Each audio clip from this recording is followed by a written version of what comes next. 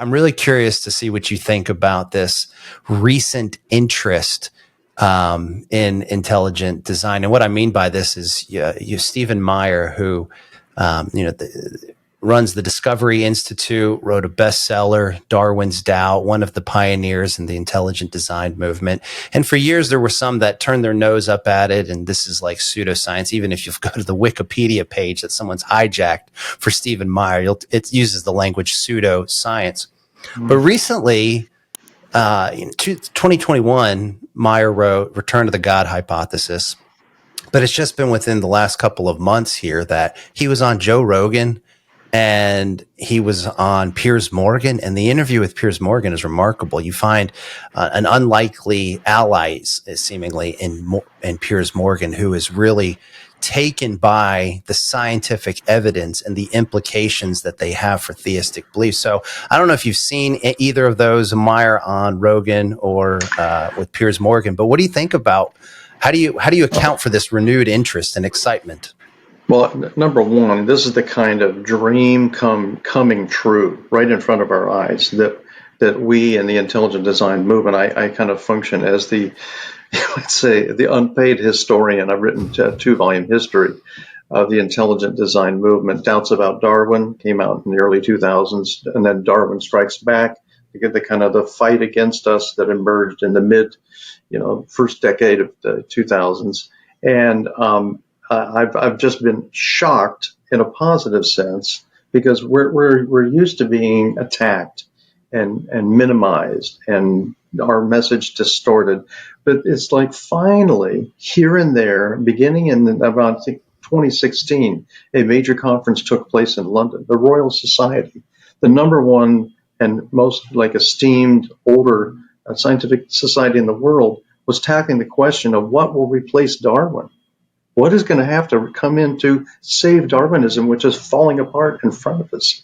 It cannot account for the digital code. I brought my DNA model. Maybe we can talk about DNA, but that's just one side of 20 or 30 or 50 sides of this ongoing meltdown of the Darwinian hypothesis. It just doesn't fit the evidence. And so when I got to listen to, just in the past week, the Joe Rogan with Steve Meyer dialogue, I'm just listening. Number one, Steve Meyer hit the ball out of the ballpark. I think he catapulted the ball into orbit. It was that excellent a summary. I mean, oh my goodness. If anybody wants to get a good short course on intelligent design, just listen to that podcast. And I was, Joe Rogan is no easy guy to banter with. And we're talking about one of the biggest, podcasts on the planet. And kind of like a tough, show me, prove it. I mean, the ultimate doubter, curmudgeon, I could use that word.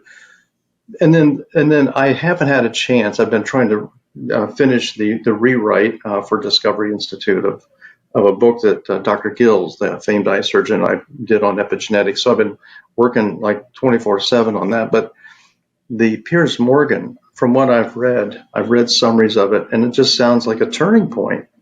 And even yesterday on the Discovery Institute website, if I can do a shout out alongside apologetics.org, our website, the second most important website in the universe is evolutionnews.org, because every day anywhere from 2 to 6 to even 10 articles appear on this whole area of the God hypothesis or Darwin's collapse, the rise of new arguments and evidences for design. So as I have been just kind of following this Piers Morgan phenomenon, and then more recently, the tipping point description has come up. And I'll just say this and pass the baton back to you. Some people were writing, 2 authors are writing that there's a tipping point that has been reached in the last few years where you don't get attacked mercilessly among the Darwinists if you talk about teleology or purpose. In other words, they're so tired of fighting against intelligent design that now if you bring up these, what were officially banned, I mean, you dare not bring them up, or we're going to brand you pseudoscience. Now this tipping point has been reached, and the whole article is quoting a non-Christian. I think he's an agnostic. And he said, now that I'm questioning Darwinism, they just shrug their shoulders. So it's like there's a new day of opportunity that we hardly could even imagine 10 years ago. It's exciting, and God's behind it all.